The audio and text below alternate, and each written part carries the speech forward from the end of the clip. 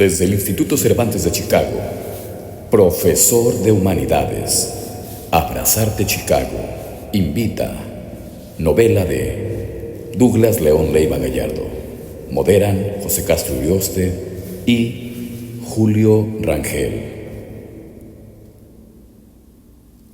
Profesor de Humanidades. Yo empiezo entonces. Soy profesor de Humanidades. Bueno, buenas tardes. Muchas gracias, Douglas, por la invitación y por la posibilidad de compartir algunas ideas sobre el profesor de Humanidades. Y gracias también a Salvador por la hospitalidad y la generosidad. Quisiera empezar señalando algunas cuestiones un poco generales sobre la narrativa en español en Estados Unidos, para luego acercarme con mayor detenimiento a la novela de Douglas. En algunas oportunidades, en algunas charlas, incluso hay un texto breve escrito por ahí, señalaba que había algunas tendencias dentro de la narrativa en español en Estados Unidos. Una tendencia es una narrativa trasplantada, en la cual los escritores de América Latina o de España continúan en Estados Unidos escribiendo como si estuvieran en su país de origen. Son los mismos temas o incluso el mismo estilo, pero contados desde aquí, con otros ojos, con otra perspectiva. Otra segunda tendencia es una literatura de viajero, en la cual para el escritor Estados Unidos, el nuevo territorio, es una especie de asombro, ¿no? A veces le causa admiración, a veces le causa rechazo, y a partir de esa visión un poco que mira o revalora su propio territorio. Una tercera de la narrativa es una narrativa que se puede llamar transnacional, en la cual ya el escritor de alguna manera asume que está aquí, que este es su territorio, que esta es su preocupación. Entonces empieza a hablar sobre temas sobre la comunidad latina o sobre asuntos políticos o sociales específicamente de Estados Unidos. Y hay una cuarta que la señala un catedrático, que es el profesor Canelos, que es el escritor de alguna manera nativo, que es el escritor que es latino, nació acá o ha llegado a una edad muy temprana, entonces se desarrolla acá las dos lenguas y su narrativa va a ser bilingüe en realidad. Ahora, yo pensaba, ¿y dónde pongo el profesor de Humanidades entre estas cuatro tendencias? Y la respuesta es que no, que el profesor de Humanidades no tiene lugar en esas tendencias en realidad. El profesor de Humanidades termina siendo una novela singular, una novela que tiene sus propias características que se distancian de estas posibles generalidades. Alguna vez, y si no me falla la memoria, conversando con Douglas, me puedes corregir, Douglas, pero me dijiste, estábamos hablando de tu poesía, y me dijiste, porque Douglas, también corrígeme, originalmente empieza con la poesía, ¿no?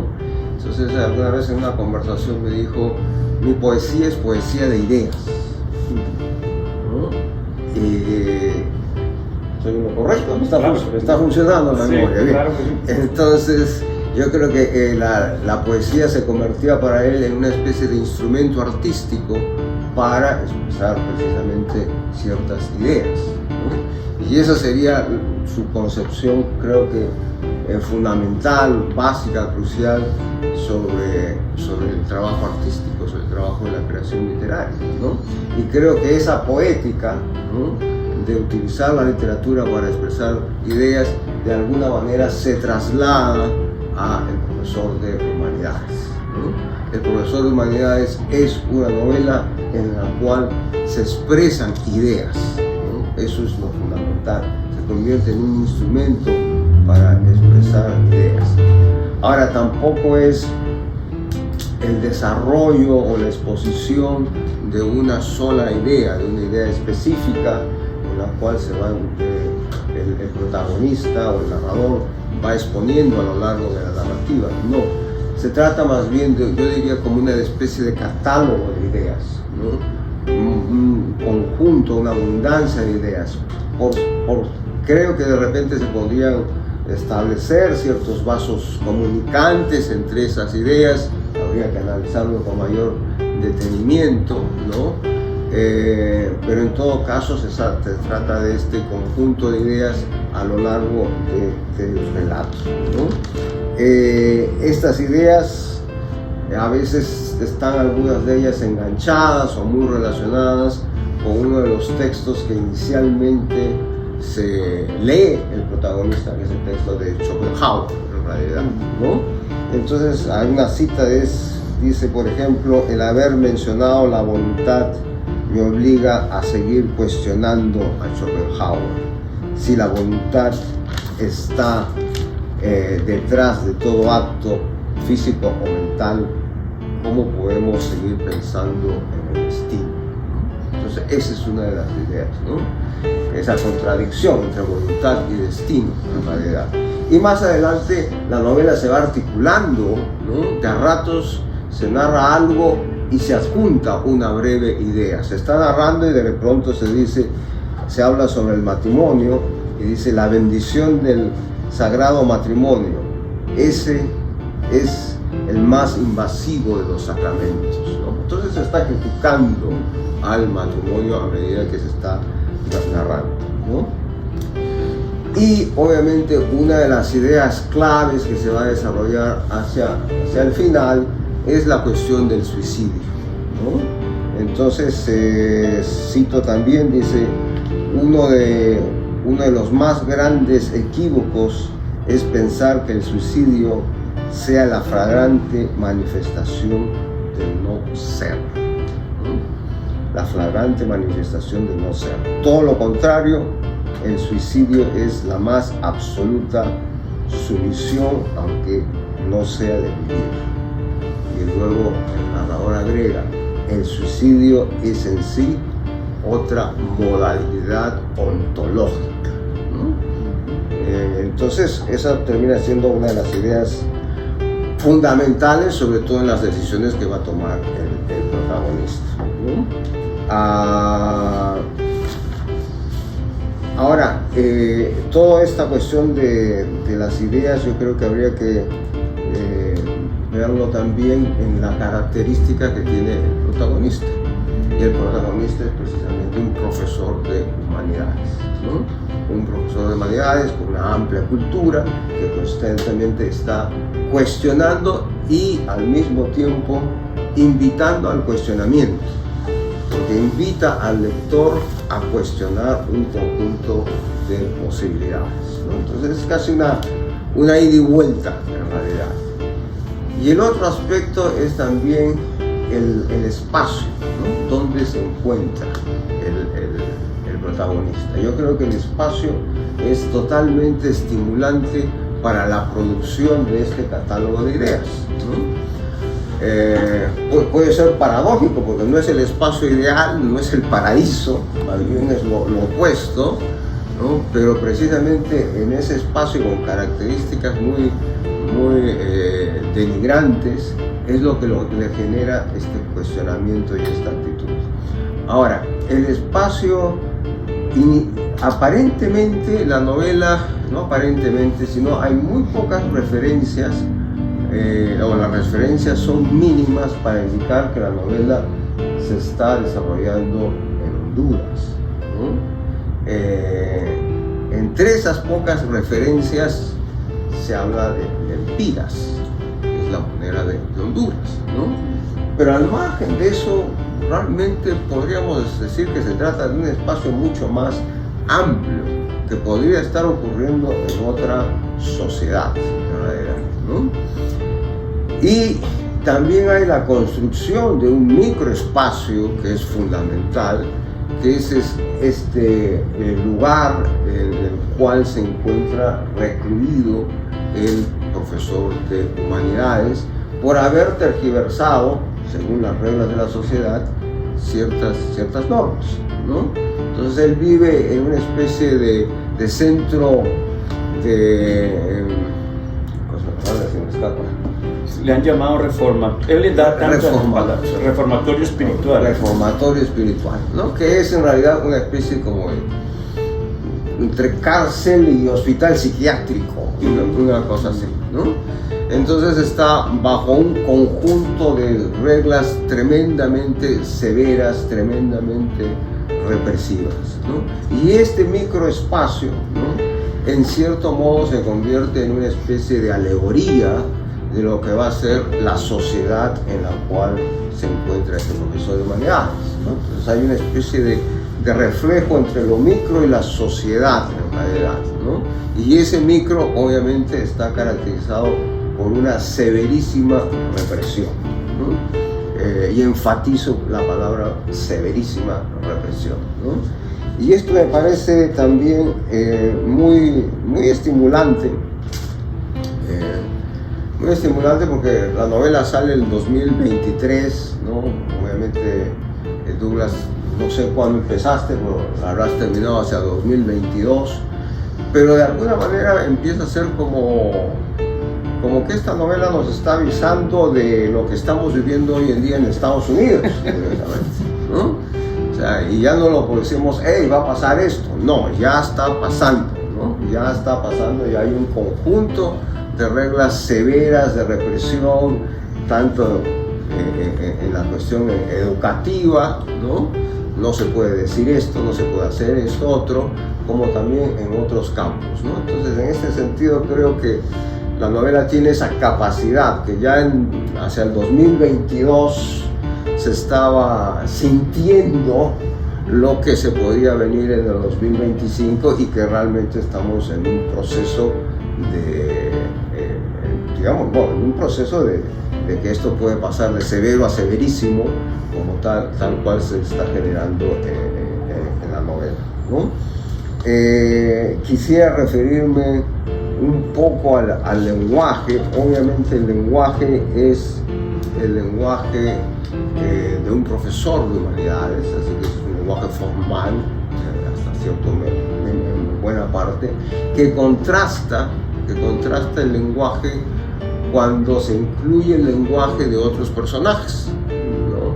Y fundamentalmente me quiero referir a Blue, ¿no? Y el lenguaje de Blue es totalmente, no diría un contraste, pero sí diferente. Es otro registro lingüístico el lenguaje de Blue, ¿no? Mucho más cercano a lo coloquial incluso, ¿no? El lenguaje de Blue, curiosamente, hace como 10 años que presentábamos Guadalajara, ¿no? Décadas. No teníamos canas cuando presentamos esa otra novela de Douglas que fue publicada por Tusquets, y en esa novela, curiosamente, el lenguaje es muy cercano al lenguaje de Blue, ¿no? Blue es como un heredero de Guadalajara. ¿Ah? De Bobby Cay. Exactamente, ¿no? Pero yo creo que el lenguaje de esta novela es también parte de tu proceso, ¿no? O sea, no es... es parte de tu proceso. Pues recuerdo también la antología que hizo John Berry, ¿no? Y que publicó su viuda, ¿no? Hay un texto tuyo, y ese texto tuyo, se me escapa el nombre, pero se me queda el lenguaje. Tiene un lenguaje equivalente al que está en La ventana de Castel. Es un lenguaje equivalente al de profesor de humanidades, en todo caso, ¿no? Hasta me daría la impresión que a veces un autor es varios autores, ¿no? Eso suele suceder, o sea, entonces que en ti hay dos registros realmente, ¿no? Como dos personalidades estilísticas, ¿no? Que por un lado es Guadalajara y por otro lado es este otro lenguaje, y que de alguna manera en esta novela predomina ese lenguaje más formal por las características del protagonista, y que de rato en rato salta a través de Blue el otro tipo de lenguaje, ¿no? Y finalmente el lenguaje hace una serie de menciones al acto de pensar, ¿no? Constantemente términos como pensar, concepto, mente, reflexionar, son términos que están dentro de esta novela. De nuevo, muchas gracias, Douglas, gracias por la oportunidad. Muy bien. Sí, bueno,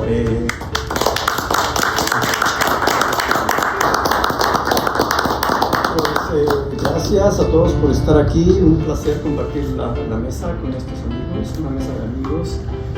Y yo, bueno, retomando un poco lo que dice Pepe de lo inclasificable de esta novela hasta cierto punto, ¿no?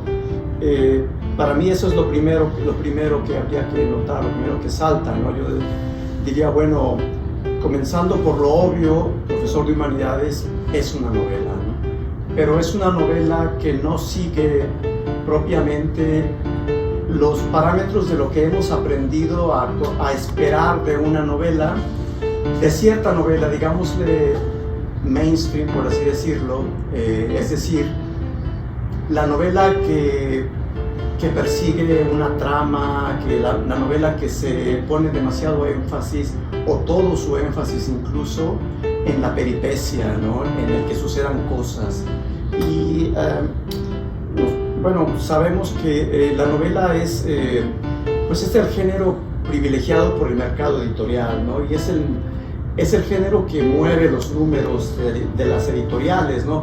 Y que permite a ciertos sellos editoriales darle cobijo a poetas, ensayistas, porque pues un poco el viaje lo están pagando las novelas, ¿no? Que son lo que vende. No quiero pensar en términos mercadotécnicos, no necesariamente, pero creo que eso es lo que ha condicionado un poco que cuando hablamos de novela esperemos cierto tipo de novela, ¿no? Que tenga necesariamente algo de malo, ¿no? Una novela descansa en su lenguaje, ¿no? En la vitalidad de su lenguaje, o el lenguaje vibra, enciende, o no vibra y no enciende, y da igual si es una novela que sigue los parámetros convencionales o no. Pero sí, la novela de León sigue un poco esto que se ha dado en llamar la novela de ideas, ¿no? Que es un poco lo que comentaba también Pepe, ¿no? La novela de ideas, que es esta novela donde la trama continuamente se ve invadida por las reflexiones, por el discurso filosófico, reflexivo, esta novela que le permite al autor fluir una especie de discurso subjetivo, ¿no? Y que es una novela, bueno, no es una novela nueva, por supuesto, es una novela que se ha hecho desde hace ya mucho tiempo. Podemos pensar en varios tipos de novela, ¿no? Alguien podría mencionar de una manera más esquemática las novelas de Sartre o de Camus de mediados del siglo XX, ¿no? Que eran novelas donde existía un personaje, por ejemplo pienso en La náusea, ¿no? De Sartre, que estaba este personaje continuamente con su pensamiento, con su monólogo interior continuamente hablando ante un entorno rutinario, ¿no? Totalmente monótono, y él decía, el personaje continuamente repetía, en la novela repite que quisiera tener aventuras, ¿no? Me gustaría que me sucedieran aventuras, lo dice toda la novela. Y él es un hombre que va del café a la oficina, de la oficina a la pensión, de la pensión a tomarse una copa por allí, pero todo su entorno es mínimo, pero el interior de su cabeza es otra cosa, ¿no? Ahora, bueno, a la novela, digamos, de existencialista, entre comillas, un poco se le ha achacado que es una novela de tesis que solamente usa a los personajes como vehículos para exponer una tesis. Yo creo que ese no es el caso de esta novela de León, porque lo que hay aquí es una novela escrita por un poeta, ¿no? Es decir, una novela con una atención especial al lenguaje que tiene mucho cuidado en cuestionarse a sí mismo incluso, ¿no? Es un pensamiento que se está cuestionando a sí mismo todo el tiempo. Entonces, no es que tenga una tesis salvífica aquí que presentarnos, ¿no? pero es un libro que nos presenta eso, ¿no? ¿Cómo decirlo? Yo le comentaba precisamente a Douglas, porque tuvimos una conversación para el programa de radio, para Contratiempo Radio, con un grupo de amigos, y yo le decía que si hurgamos así un poco la familia de un profesor de humanidades, ¿no? ¿A qué tribu pertenece? Y si tuviéramos que ubicarlo para efectos, qué sé yo, bibliográficos o lo que sea, bueno, ubicaríamos la novela de ideas, pero en cierta novela de ideas. Yo le decía aquella vez a Douglas que yo siento una gran afinidad con el libro del desasosiego de Pessoa, ¿no? Lo siento allí porque ahí está ¿cómo decirlo? Hay un personaje que vive una realidad rutinaria, ¿no? Va de la oficina, es un personaje, es como casi un burócrata, ¿no? Es un personaje, es un auxiliar de contable, ni siquiera es un contable titular, ¿no? Trabaja en una firma ahí en Lisboa y va todos los días a la oficina, vive una rutina predecible, va por la misma calle, entra a comer a la misma pensión y todo esto. Y en algún momento de la novela, porque es una novela, ¿no? El personaje dice, y sin embargo yo, Bernardo Soares, ¿no? Un humilde auxiliar de contable, tengo en mí el universo, ¿no? O sea, es un personaje que tiene una vida bastante gris, un auxiliar de contable por fuera, pero que por dentro tiene un cosmos estallándole, ¿no? Un cosmos de ideas estallando. Y es precisamente eso lo que se vale de este gran acierto de la novela de ideas, que es la primera persona del profesor de humanidades, es este continuo discurso, ¿no? Implacable de ideas, que está un poco sometiendo tanto lo que ve como lo que piensa a esta especie de tamiz crítico, ¿no? Bueno, eso por una parte, ¿no? Y por otra, también decir que por supuesto está el entorno, ¿no? Que también es algo que comenta Pepe. Este centro de rehabilitación espiritual, ¿no? Que es un lugar, es un centro de confinamiento, ¿no? Pero bastante extraño. Ya mismo Pepe estaba diciendo, ¿no? O sea, yo tardé un rato en ubicarme, es decir, ¿dónde estoy yo, ¿no? ¿Dónde está el lector? ¿Dónde está el personaje, ¿no? Y creo que es un acierto que el autor no lo sobreexplique, ¿no? Que nos deje esa especie de ambigüedad que se va como desmenuzando, ¿no? Porque vamos teniendo pistas, por supuesto. Es un lugar que regentean unos religiosos evangélicos, ¿no? Pero básicamente la novela entonces nos enfrenta un poco a la idea de el individuo confrontado a instituciones normativas que le restringen el espacio. Yo creo que la fuerza, gran parte de la novela, está en esa tensión entre la subjetividad del personaje que está así bullendo, estallando, y la rigidez del entorno, ¿no? Lo intransigente de ese entorno lleno de reglas, de leyes, de que hay que ir a tal hora, ¿no? Y creo que esa tensión entre el entorno restrictivo y el dique de pensamientos de este personaje es lo que le da, esa tensión le da un vigor muy, muy interesante a la novela, ¿no? Que bueno, atrapa, digamos, ¿no? Que decir atrapa no es...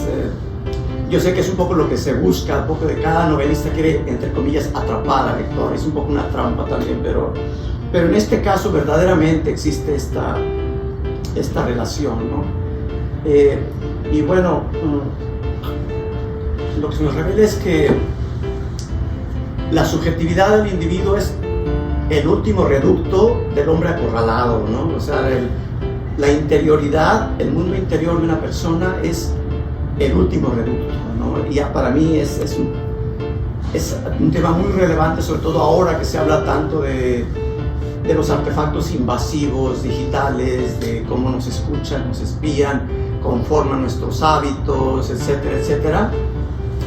Y cómo se habla de que si va a haber o no cómo busca todo, por ejemplo, la inteligencia artificial, que me parece una cuestión un poco sobrevalorada, porque creo que hemos inflado esta idea es verdaderamente, puede ser siniestro, obviamente todo depende de para quién trabaja, ¿no? Pero quiero decir, es una forma de refritear, ¿no? De rehash, ¿no? De cosas, ¿no? Es un arte combinatoria a una velocidad impresionante, que se quiere adelantar a lo que queremos, quiere hacernos saber qué es lo que queremos, ¿no?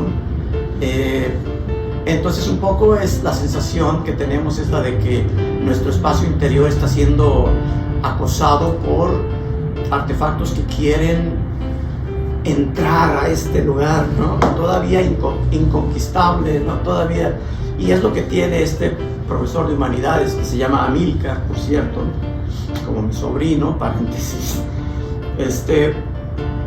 Pero lo curioso, lo interesante es que hay esta continua atención que a mí, la manera en que describe este lugar, este centro de rehabilitación espiritual, a mí me hizo pensar mucho en Foucault, ¿no? En Vigilar y Castigar, ¿no? Este ensayo donde Foucault sigue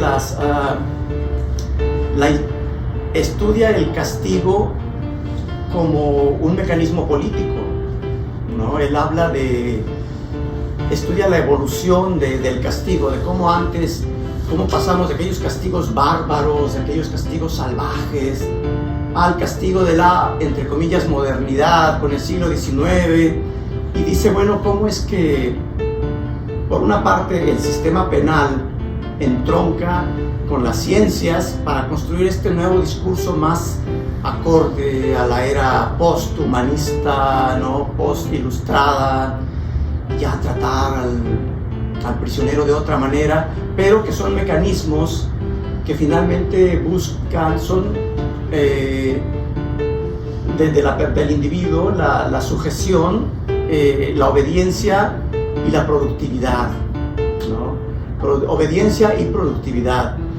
Entonces él habla mucho de que esta metamorfosis del sistema penal, cuando incorpora los mecanismos de las ciencias, cuando empieza a surgir la psicología y todo esto, se convierte en lo que él llama en una tecnología política del cuerpo, ¿no?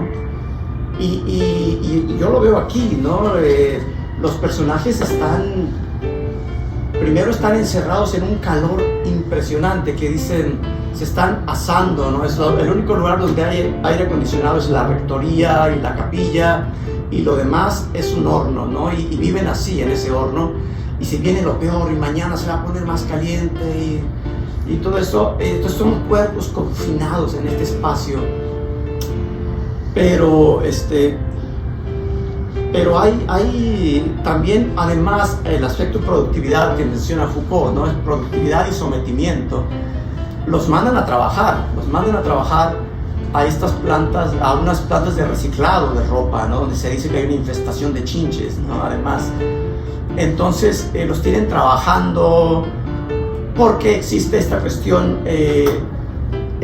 cuestión ideológica del trabajo como algo que rehabilita al hombre, ¿no? Esta noción que él dice calvinista. De hecho, ya no me quiero extender tanto, pero yo había señalado aquí esto, ¿no? Que dice, y ahora estoy en este encierro donde me han reducido a sendo experimento, lo que llaman terapia laboral. Solo a los calvinistas se les habría ocurrido utilizar el trabajo no remunerado como método de reformación del espíritu. Trabajo no remunerado como método de reformación del espíritu.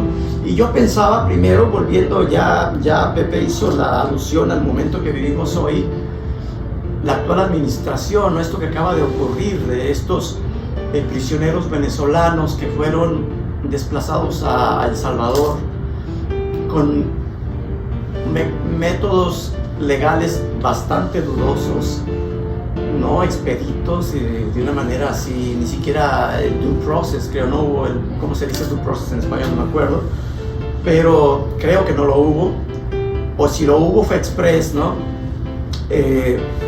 Y lo recibe este hombre Bukele, ¿no? Y dice, bueno, pues dice que los van a someter en la prisión a un mecanismo que le llaman, tiene un nombre, ¿no? Como esta cosa siniestra de poner esas tecnologías de reformación, de reforma, estos nombres siniestros ya no me acuerdo cómo se le llama ese programa, que es ponerlos a trabajar.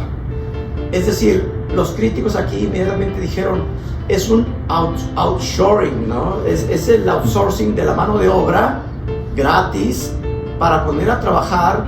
Estados Unidos le está dando un cierto dinero a El Salvador, mínimo, ¿no? Porque, bueno, ahí está esta cuestión de paridad de moneda y todo esto, para que, Bukele los recibe como una empresa, ¿no?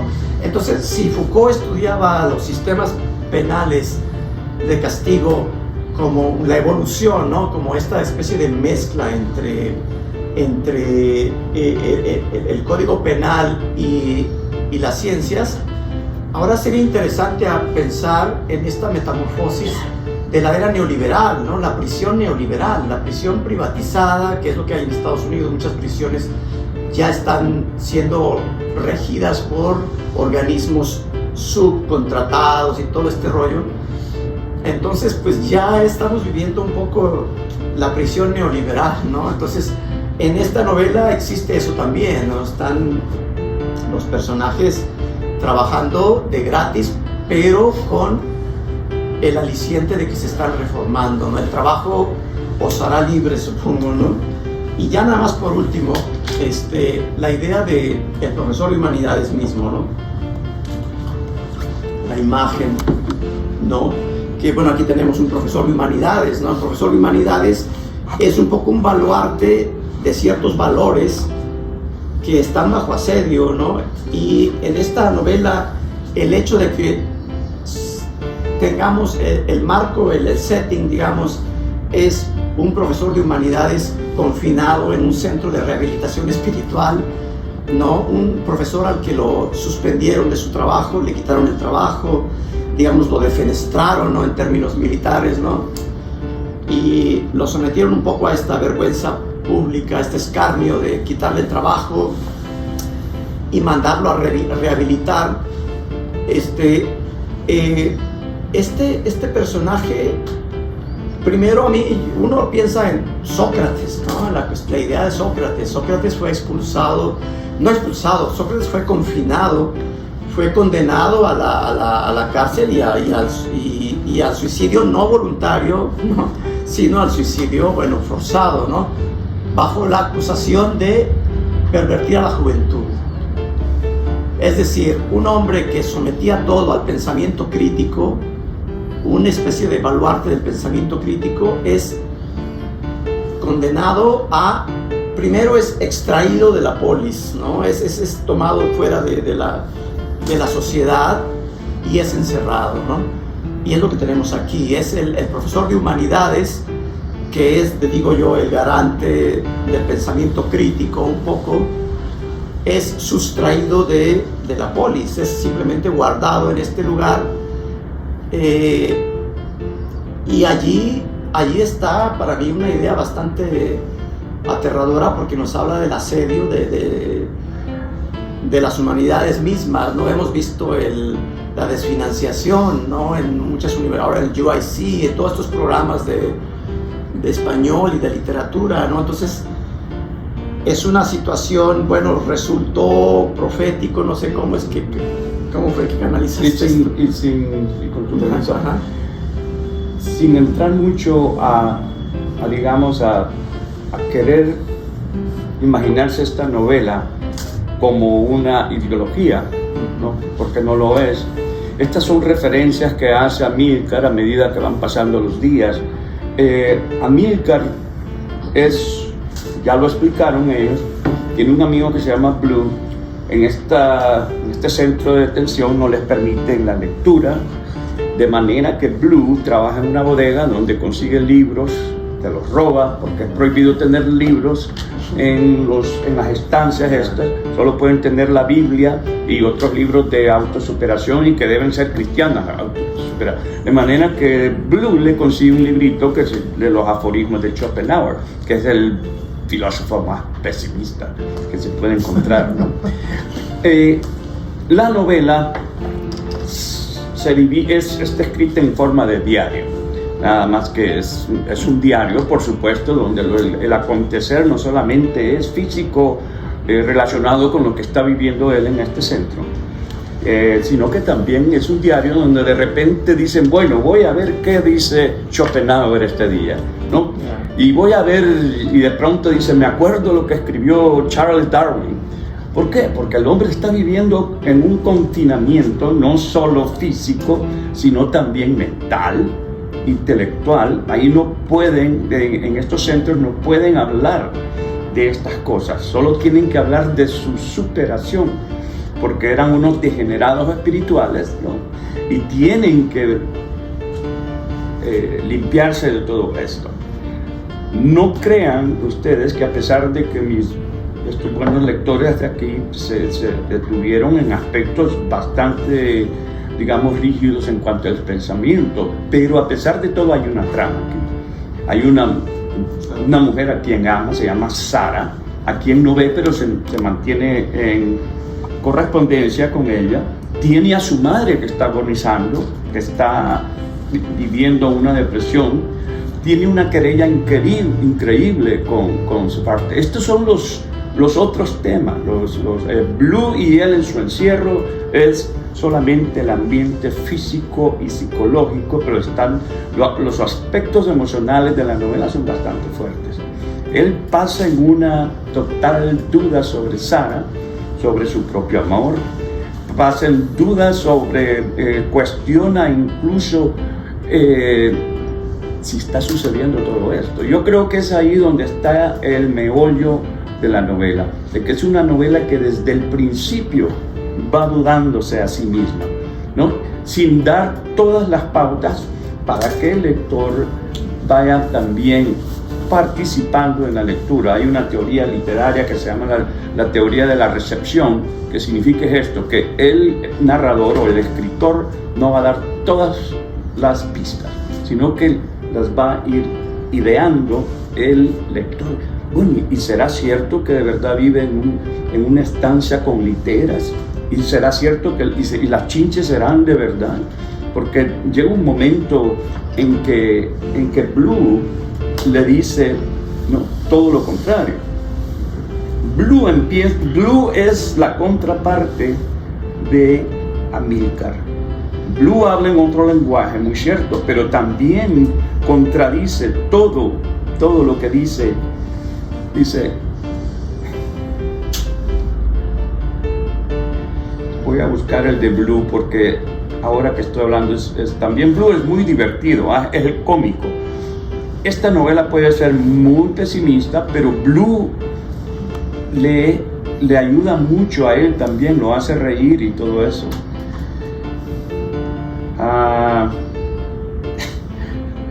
Todo es fragmentario por aquí. Blue ha notado que me levanto temprano todos los días para escribir en este cuaderno. Anoche, cuando conversábamos, como lo hacemos siempre antes de dormirnos, me pidió que le escribiera una historia erótica porque no llamaba nada en las bodegas. Luego de varias vueltas al tema, finalmente le prometí que le iba a contar la vida de una estudiante solitaria, una historia verídica, de manera que hoy comenzaré a parafrasear esta historia perdida del desaparecido profesor de humanidades. Esto suena quijotesco, ¿no? Que es una autorreferencia a la novela. De manera que hay partes en la novela donde se vuelve también lúdica, empieza a jugar con la idea de la realidad y todo esto. Profesor de humanidades no cae en una sola ideología, sino que este hombre, su psiquis está fragmentada, porque está en una crisis emocional por la cuestión de su madre, de su padre. El papá de él los abandonó y acusó a la madre de que ella estaba neurótica y que necesitaba, entonces prácticamente la metió en los psicotrópicos. Los mismos psicotrópicos le causaron la depresión y terminó muriendo, ¿no? No debería de contar eso, ¿no? Muriendo. Pues muriendo porque no, y la trabajadora, la que la cuidaba, decía ella no murió de depresión, se murió de tristeza, ¿no? Y hay gente que muere de tristeza. Yo creo que lo que llaman depresión a veces es pura tristeza. Pero bueno, entonces esto está carcomiendo la vida de Amílcar, ¿no? El dolor que ha vivido con su madre. ¿Cuándo sucedió esto? Amílcar propone un tiempo de la ocurrencia de todo esto, pero no se sabe si es hace poco, hace mucho. ¿Qué sabemos si Sara también fue hace tanto tiempo o si Sara tampoco existe? Da la impresión de que tal vez lo más certero, lo de su madre, ¿no? Y lo de su hermano. Pero Sara queda ahí. Muy interesante lo de Sara, porque con Sara se entretienen con juegos, hablan de lo lúdico, ¿no? Y de lo necesario que es siempre. Así comienza la novela. Siempre quisimos regresar a Portugal. Por varias semanas le insistí que nos fuéramos lo antes posible, antes que todo lo nuestro terminara, antes de que llegara otra ola de relativismo y arrasara con lo poco que habíamos logrado construir. Sí, como si las situaciones y los sitios que frecuentábamos fueran una ciudad. Le recordaba que debíamos darnos prisa, que la infraestructura ahí era también provisional. Una vez le insinué que teníamos que regresar al mismo año de la muerte de Ricardo Reis, porque a ella le fascinaba cuando le proponían situaciones de vida basadas en lo más especulativo posible. El año de la muerte de Ricardo Reis no podía ser más sortilegio que lo nuestro, un año que no está marcado en ningún calendario y razón por la cual nos seducía como si fuéramos viajeros de otro tiempo. ¿Por qué tiene que ser Portugal?, me preguntaba. ¿Por qué tiene que ser Lisboa y no otra ciudad? Porque así son los designios, le explicaba. Los designios llegan como olas de relatividad y cuando se ama a alguien en cierto lugar, ahí mismo sucede el eterno retorno. Nosotros somos diferentes, le insistía. Nosotros no somos de tejido y piel, somos bosquejos, figuras delineadas, y una vez estamos plasmados en una ciudad como esta en la que vivimos, ya no hay manera que aparezcamos en otra. Pero ¿y entonces por qué podemos viajar?, me preguntaba. No vacilé en contestarle de inmediato porque la respuesta no fue invento mío, ya estaba en mi mente como un recuerdo, y le respondí: porque cuando los dos acordamos reunirnos en una ciudad y luego viajar a otra, ya no podemos cambiar a una tercera. Así son los designios. Lo que al principio fue un juego con el que nos entreteníamos se fue convirtiendo en un motivo que nos reanimaba a seguir juntos. A pasar del tiempo, ellos siguen hablando de que se van a ir a Portugal. Esa ficción que viven algunos enamorados también. ¿Cuándo nos vamos a ir de aquí? Vámonos a otra ciudad, porque ya la ciudad ya no les suple, ¿no? Hay emociones que se van apagando y quieren, y por eso de veras que viajar es muy bueno, ¿no? Es trasladarse. Él se traslada también. Psicológicamente, aquí se maneja la idea de que los trastornos mentales son mecanismos de defensa y no son enfermedades en sí, son maneras de salir de la realidad en que puede estar viviendo alguien, ¿no? Y dicen, bueno, depresión una, esquizofrenia otra. A él le hacen un análisis y la gran conclusión dice, tantos exámenes que me han hecho, ¿no? Y llegan a la conclusión de que estoy deprimido, y se enoja y dice, ¿quién puta no va a estar deprimido en un país con mierda como en el que vivo? ¿No? Entonces, hay momentos divertidos en la novela, o sea, no todo es aquello, porque él es cínico y también tiene un humor tanto oscuro, ¿no?, como cáustico. Las páginas que marqué como para decir rápidamente, empieza, dice,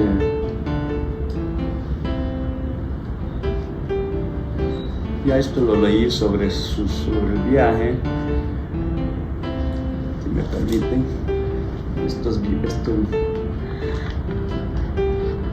diferentes aspectos de de esto, 98, 99. Hay momentos bastante duros. Por ejemplo, dice: de nuevo desperté como sacudido por un espanto. Lo que primero se me vino a la mente fue mi madre. La imagen de mi madre postrada en la cama y aquellos mismos hedores que se han ido untando en todo el cuarto. Las velitas votivas que le pone la trabajadora, el mentol de sus vencidas articulaciones, medicamentos y alimentos. No es la primera vez que me sucede, sé que la sueño. No estoy seguro de lo que sucede, simplemente me despierta abruptamente un sentimiento angustiante, parecido a un susto al momento extremo de una pesadilla. Luego de inmediato la memoria de mi madre y yo de alguna manera inmerso en su agonía, puedo recordar aunque vagamente la manera en que la tristeza de mi madre se fue convirtiendo en decepción y cómo luego ella paulatinamente se internó en su propia condición depresiva. En varias ocasiones he pensado en su muerte y me ha parecido preferible a la vida que lleva, que se le puede llamar vida a ese estado casi vegetal. Amílcar lleva una vida, digamos, de pensamientos intelectuales y él mismo llega a criticarse y llega a decir: yo soy un hombre mediocre que ando repitiendo ideas ajenas. Esta es una constante en esta novela. Hace la diferencia. No soy un hombre mediocre como el de José Ingenieros, ¿no?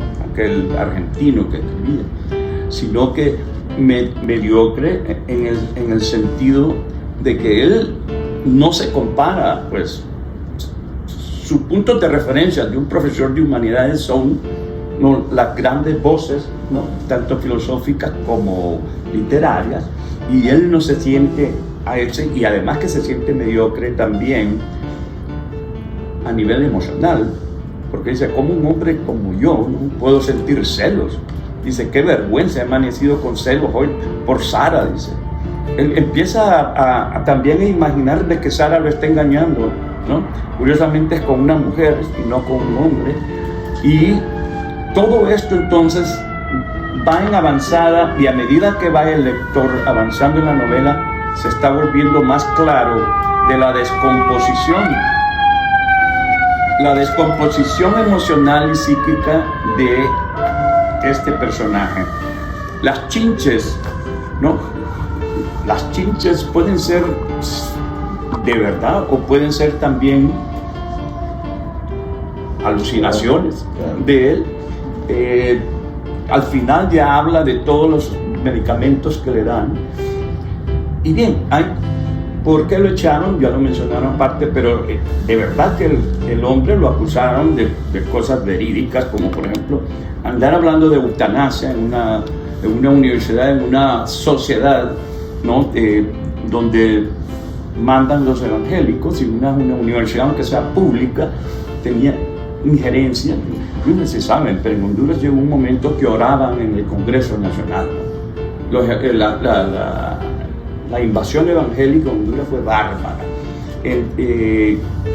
La división del Estado y la iglesia se fue para el otro lado. Entonces ya los evangélicos estaban prácticamente legislando.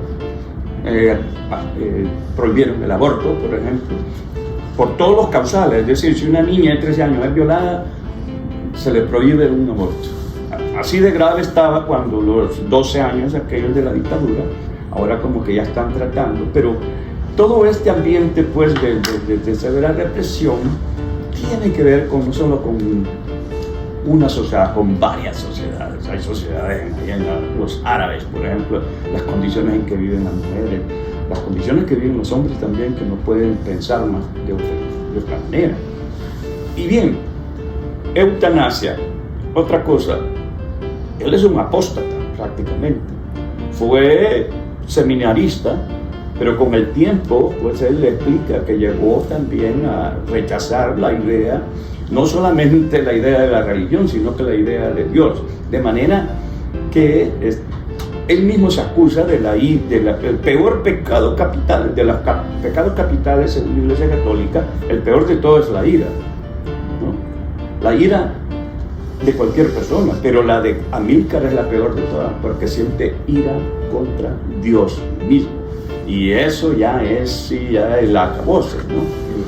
Todos estos temas se van tocando, pero él los toca así como la manera en que las personas con trastornos mentales empiezan a hablar de un tema y luego de otro, pero todos son como aspectos de su personalidad y de su mundo que está desmoronándose. Él siente que las chinches lo están, ¿no? Que se está descomponiendo porque las chinches lo están descomponiendo. Hay una parte en que Blue le dice: Sara no existe, esas chinches son las chinches de tu pensamiento, ¿no? Lo interesante es que Blue le empieza a dar pistas al lector, ¿no? de lo que puede estar. Ahora finalmente contratan al doctor Antunes, ¿no? Que es un tipo que lo tienen ahí justamente porque él practicaba la eutanasia, pero también se le aplicaba a personas que solo pagaban y le decían: ya no quiero seguir viviendo, ¿no? Que ya eso ya no es porque estaban con enfermedades terminales. Lleva la eutanasia a otro campo, ya. Todo lo lleva a otro campo, Amílcar, y al final pues no se sabe si en verdad se suicidó o no, pero no quiero dañarles la última. No, pero todo apunta, desde el principio está hablando de eso. Ahora, preciosa la relación que tiene con Sara. Hay momentos de erotismo, ¿no? Que me acuerdo yo en Honduras me celebraron mucho un episodio erótico, y yo que casi nunca escribo, ¿no? Cosas eróticas, entonces no sé por qué no, pero en esta novela aparece uno, no lo tengo apuntado y se me está haciendo difícil encontrarlo, así que, pero van a tener mucho tiempo. ¿Quién es? ¿Esto qué es uno? Esto es divertido. Recuerdo como un día Blue se reía de mí, cómo se reía Blue de mí, y me repetía: no existe, Amílcar, no existe nada de lo que me contaste, ni el barrio de Santa María existe, y menos ha de existir esa estudiante de ingeniería, que es un invento, me decía, que es un mundo que he venido apoblando de ánimas en los últimos meses, como si se tratara de una sociedad secreta. A veces robaba mis palabras, Blue, a veces robaba mis pensamientos, Blue. Desde su litera se daba vuelta hacia mi oscuridad y me decía en voz baja que lo que yo profeso es detrito de mi mente perseguida, que mi mente está contaminada por ser anfitriona de las inmundas chinches que han llegado a ser más huéspedes y mis huéspedes, que lo que mi sangre ahora supura es un infestado rebalse de invectivas y falsedades, diminutas, me repetía, casi invisibles cuando están vacías de sangre, y es cierto, luego aparecen cuando menos esperan y surgen y resurgen en sus secretas culturas. Sí, así me decía, como esas culturas de bacterias que se escapan al aire, que inhalo y luego profeso, como si yo de veras fuera un profesor de humanidades. Aquí nadie me insiste la voz de Blue. Aquí nadie tiene nombre propio, ni profesión, ni pasado, ni familia, ni realidad que valga la pena socorrer. Me quedo viendo directamente en el espejo de distorsionada imagen, y lo que veo es la imagen de Blue. Y le respondo casi a gritos: no es cierto, Blue, no es cierto lo que me querés hacer pensar. ¿Te permites Sí. Solamente una pequeña observación en ese párrafo que ha leído Douglas. Yo quisiera enfatizar en la cuestión formal, ¿no? Cuando uno está escuchando ahí, hay un ritmo muy claro en la prosa, ¿no? Ese es un ritmo muy trabajado en la prosa, ¿no? Que viene, y ahí viene el poeta también, ¿no? Al poeta le importa mucho el sonido. No quiero decir que no al prosista, ¿no? Pero también eso, hay una conexión, ¿no? Entonces uno se empieza a olvidarse un poco del contenido por un instante y empieza solamente a prestar atención al sonido. Ese sonido está ahí, hay una musicalidad en esa construcción. Y los diálogos van interlineados, ¿no? Sí. Los diálogos aquí no están aparte, va en la misma narrativa, ¿no? De manera que, y eso es Es un estilo bastante conocido ya. Sí, Todo eso. sí. Ahora brevemente quisiera pues pedir si hay preguntas, comentarios. Puede ser de todo tipo, no tienen que ser. Hablando de musicalidad, ¿vas a hacer un audiolibro? ¿Cómo? No te oigo. Hablando de la musicalidad, ¿vas a hacer un audiolibro? Fíjate que me acaban de ofrecer. O sea, hablando precisamente, No, ¿no? no sé. Sí, para... Me acaban de Que ofrecer. no todo el mundo puede leer. Sí, Chévere. Sí, la Biblioteca Nacional de Tegucigalpa me acaba de ofrecer hacer un audiolibro, ¿no? Es una invitación. Todavía no hemos pasado no hemos dado ese otro paso y no sé cuál de los libros sería, cuál de las novelas, pero eso ya es un trabajo mayor. Ahora, eso no significa que voy a ser yo el que voy a leer, por supuesto que sería ideal, ¿no? Además que creo que leo mejor que un montón de gente, eso sí te voy a decir, ¿no? sin jactarme. No, pero en serio, incluso poesía, o sea... No, por supuesto, sí, claro que sí. Sí. Otra pregunta por ahí. Dígame. Quería preguntarte, ahora de los audiolibros, como comentaba Julio, con la inteligencia artificial, muchos de los lectores de audiolibros están perdiendo su trabajo porque están siendo sustituidos en ese momento por la inteligencia artificial. Y hay todo un movimiento en contra de todo eso. Y eso es otra ola que se está acercando y sí. Y cada vez va a ser más difícil distinguir, además. Yo seguro que ya están saliendo novelas artificiales. Otras preguntas. ¿Cómo surgió la idea inicial? Muy buena pregunta. A propósito de lo que preguntabas, esta novela la comencé a escribir en el 2016. Justamente ese año yo hice un viaje a Honduras que me invitaron a lo de los confines. Tengo una gran influencia de la psicología porque yo tengo un grado en psicología en la licenciatura. Además que trabajé en un centro, en una clínica de adolescentes, que era una clínica psiquiátrica. Yo era auxiliar. Finalmente, como se dieron cuenta que también además tenía, pues por la literatura y todo eso, terminé también en un grupo con pacientes para escritura creativa con los pacientes. Y también, pues sí, la cuestión es que estos pacientes podía haber una anoréxica por un lado, pero también había personas que tenían ya esquizofrenia, otro tipo de trastornos serios, de manera que yo conocí toda la gama esa eso fue hace tiempo, fue como en el 96, que trabajé por poco tiempo porque yo no aguantaba eso, demasiada presión eso. En todo caso fue tan impactante para mí que yo tengo varios textos con esta cuestión psicológica, ¿no? y de confinamiento. Esto es una novela de lo que también llaman algo futurista y distópica, ¿no? Lo que llaman distópica. Es una sociedad distópica, aunque no se aleja, como ya observamos, a muchas cosas que estamos viviendo. Pero definitivamente, pues, no se refleja una sociedad completa, pues, y no es ideológica para nada. Él empieza a criticar todas las ideologías, ¿no? Este hombre ha llegado, él dice, yo no creo en ninguna de las instituciones.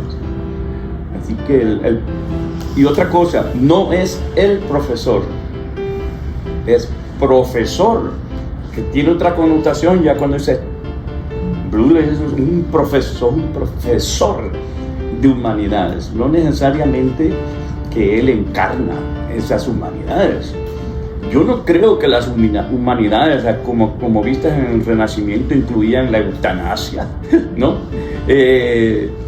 Y todo esto que incluye él, o no digamos el cuestionamiento de Dios en primer lugar, y del Padre, ¿no? Él es parricida, en un momento dice que ni se me acerque mi Padre porque lo puedo matar.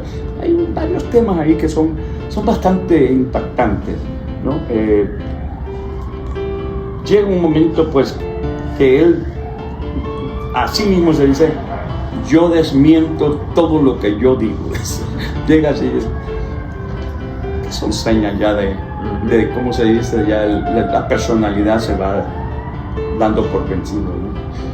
Por eso, bueno, ojalá que ustedes, quienes tengan el libro, se metan a este mundo y vean la pintura tan a propósito que me consiguieron allá en Zaragoza, en España, para ilustrar. Así está Amílcar, ¿no? Viendo también hacia el cielo, hacia el universo de las humanidades. Muchísimas gracias. Oh, ¿hay más preguntas? Sí. Hablando de Honduras y hablabas de la cantidad de parte de la población no significativa que es evangélica. ¿Cómo se ha recibido la novela? O sea,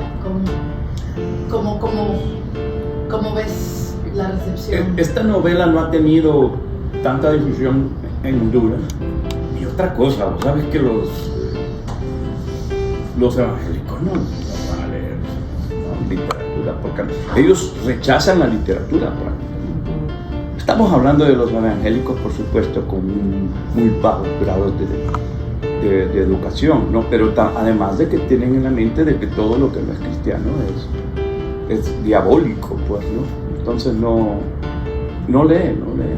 Acaban de hacer un boicoteo, por ejemplo, a una lectura de las personas LGBT en la biblioteca, y fue por los evangélicos. ¿En Honduras o acá? En Honduras les boicotearon la lectura para que no leyeran los trans y todas las personas pues que pertenecen, las poetas y los poetas. Tienen la capacidad de hacer eso, tienen poder político. Hay evangélicos en el ejército, hay evangélicos en el Congreso. No les digo que cuando oraban en el Congreso, y eso es number one. Imagínense ustedes. Bien, y otra cosa, para el confinamiento, para entender el confinamiento y la incapacidad de expresar lo que uno siente y lo que uno piensa, no nos vayamos muy lejos. En América Latina tenemos, tanto de izquierda como de derecha, sociedades donde no se puede expresar. Tenemos a Cuba, tenemos a Venezuela, ¿no? Tenemos otros países donde la derecha también no permitía nada. Entonces, no estamos. El confinamiento se vive en varias partes. Así que no es nada del otro mundo esta novela en ese sentido. Pero sí puede ser divertida. De nuevo, mil gracias muchas gracias a ti y a ustedes. Y a ustedes también.